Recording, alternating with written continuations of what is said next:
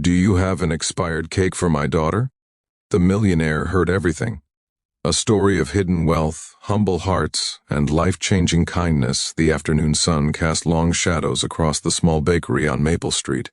Inside, the sweet aroma of fresh bread and pastries filled the air, mixing with the gentle hum of the refrigerator units. Behind the counter stood Sarah Chen, a young baker with flour-dusted apron and tired eyes that still sparkled with determination. She had opened this modest bakery 3 years ago with her life savings, pouring her heart into every loaf and pastry. It was nearly closing time on a Tuesday when the bell above the door chimed softly.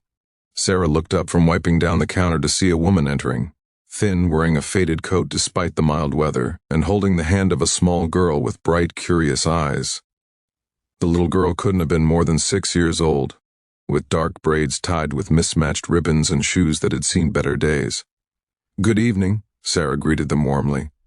"How can I help you today?" The woman approached the counter hesitantly, her cheeks flushing pink. She glanced at her daughter, then back at Sarah. Her voice came out barely above a whisper, trembling with embarrassment.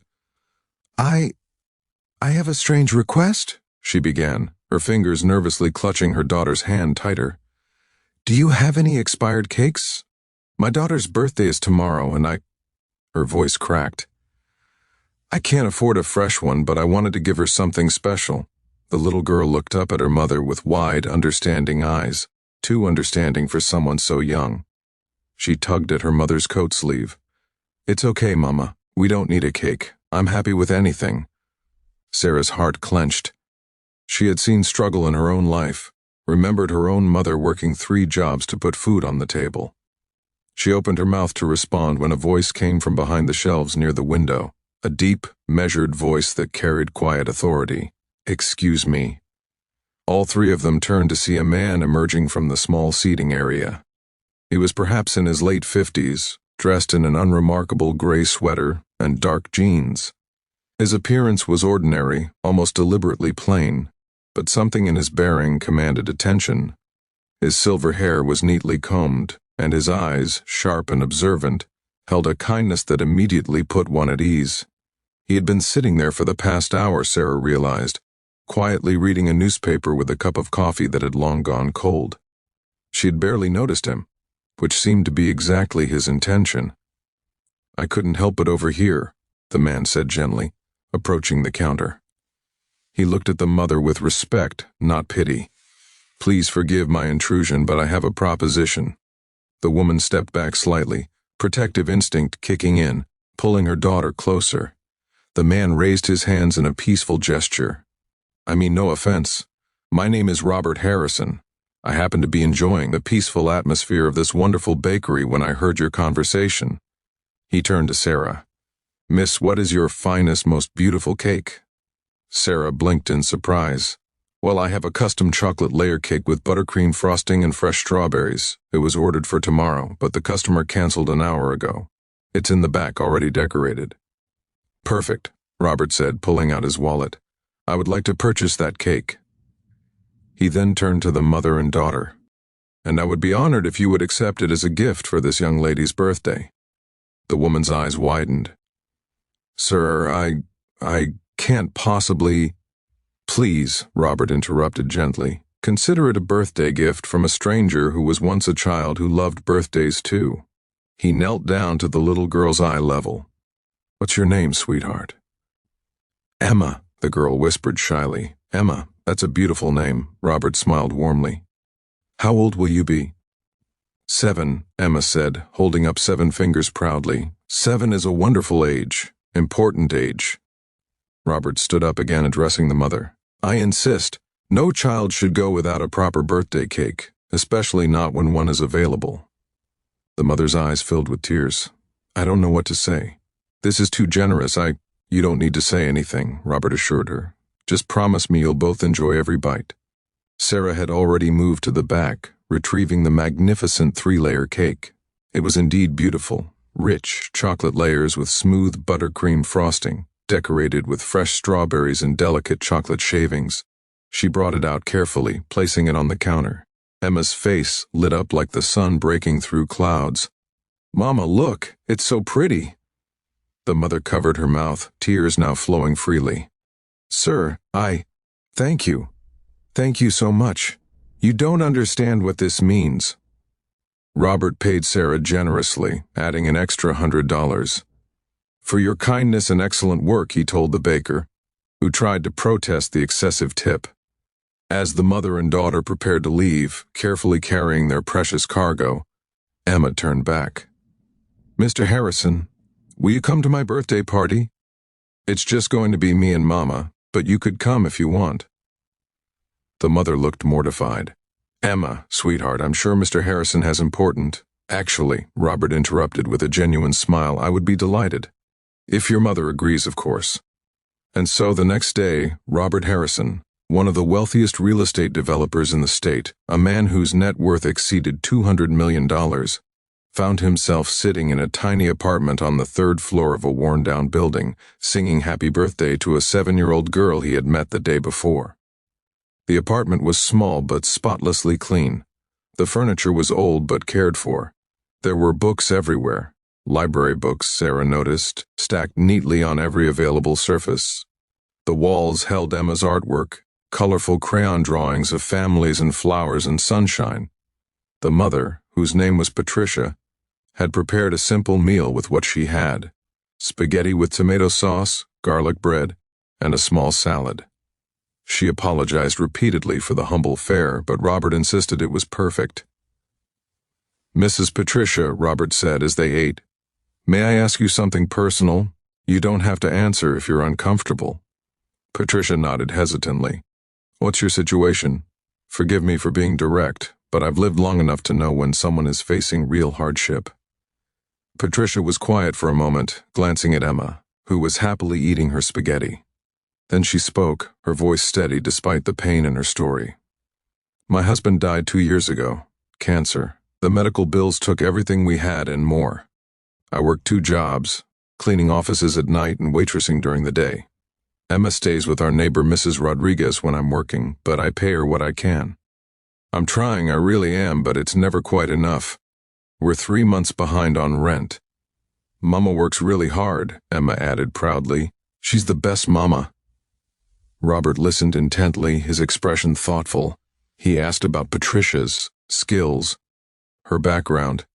She had been an accountant before Emma was born, he learned, but her certifications had lapsed and she had no computer at home to study for the recertification exams.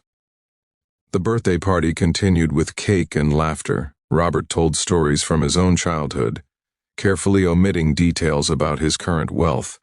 He made balloon animals from the balloons he had brought, much to Emma's delight. He was present, genuinely engaged, treating this modest celebration with the same respect he might give a high society gala. As the evening wound down and it was time for Emma to sleep, Robert prepared to leave. At the door, he handed Patricia an envelope. "Please don't open this until I've gone," he said quietly. "And please, accept it in the spirit it's given, as one human being helping another." Patricia started to protest, but something in Robert's eyes stopped her. She nodded, accepting the envelope with trembling hands. "Thank you," she whispered, "for everything. For seeing us. For making Emma's birthday magical." Robert smiled. "Thank you for reminding me why I do what I do. Take care of that wonderful daughter of yours." After Robert left, Patricia opened the envelope with shaking hands. Inside was a check that made her gasp, $50,000. But there was more. A business card for his company with a handwritten note on the back. "Patricia, talent and character deserve opportunity. If you're interested, I have a position for a junior accountant at my company. We provide full benefits, including health insurance, and will sponsor your recertification. The salary is $65,000 to start. We also have an employee assistance program that helps with housing. Call my direct line if you're interested. You don't owe me anything, just pay it forward someday when you can." Patricia sank into her chair, the envelope clutched to her chest and wept, not tears of despair this time, but tears of hope and gratitude. Robert Harrison drove home that night to his penthouse overlooking the city, but his mind was in that small apartment. He had made millions in his career, closed countless deals, built an empire from nothing. His story was legendary in business circles, the orphan who became a magnate, the man with the Midas touch. But none of those accomplishments had ever felt as meaningful as this moment. He had heard Patricia's whispered request for an expired cake, and in that vulnerability, that desperate love of a mother for her child, he had seen an opportunity that no amount of money could buy, the chance to make a real, immediate, tangible difference in someone's life. He had built his fortune on recognizing value where others saw none, on seeing potential in overlooked properties and undiscovered markets. Patricia's request for an expired cake had been just that, a diamond in the rough. Not the expired cake itself, but the character it revealed. A mother who would swallow her pride and face embarrassment for her child. A woman who worked herself to exhaustion and still couldn't make ends meet. A person who maintained dignity and grace in the face of crushing circumstances. That night, Robert updated his will. He had no children of his own, no close family. He had already planned to leave most of his fortune to various charities, but now he added a special fund, the Emma Fund he called it, dedicated to helping single parents facing hardship get back on their feet with job training, housing assistance, and educational support. 6 months later, Patricia had completed her recertification and was thriving in her new position. She and Emma had moved into a modest but comfortable apartment in a better neighborhood. Emma was enrolled in a good school and doing wonderfully. Patricia had started a small savings account and could finally breathe without the constant weight of financial terror. But more than that, she had paid it forward, just as Robert had asked. She volunteered at a local shelter, helping other single mothers navigate the overwhelming maze of social services and job applications. She shared her story when appropriate, always emphasizing that help came when she was at her lowest, and that accepting help wasn't weakness, it was courage. Robert and Patricia remained in touch, not as benefactor and recipient, but as friends. He came to Emma's 8th birthday party, and her 9th, and would continue to be a presence in their lives. Emma called him Uncle Robert, and he treasured that title more than any business accolade. Sarah, the baker, also found herself touched by Robert's generosity. He had become a regular customer, and through their conversations, she mentioned her dream of expanding her bakery to include a teaching kitchen, where she could offer free baking classes to underprivileged youth. Robert quietly invested in her dream, asking only that she name one scholarship after Emma. The story of what happened that day in the bakery spread quietly through the community, not through Robert's doing. He actively avoided publicity, but through the ripple effects of kindness.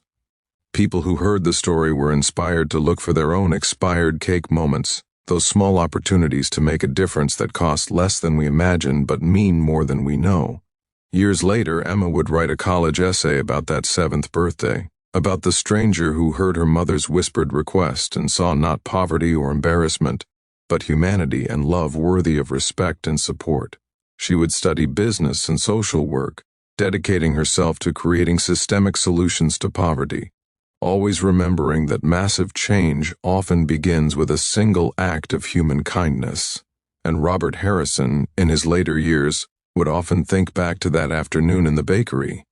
He had overheard countless conversations in his life, had been in position to help many times. But something about Patricia's quiet desperation, her willingness to face embarrassment for her daughter's happiness, had struck a chord deep within him.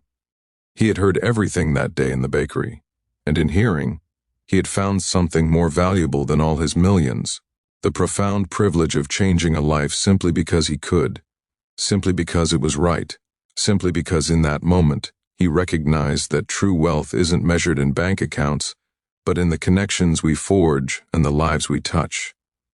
The millionaire had heard everything, and everything had changed.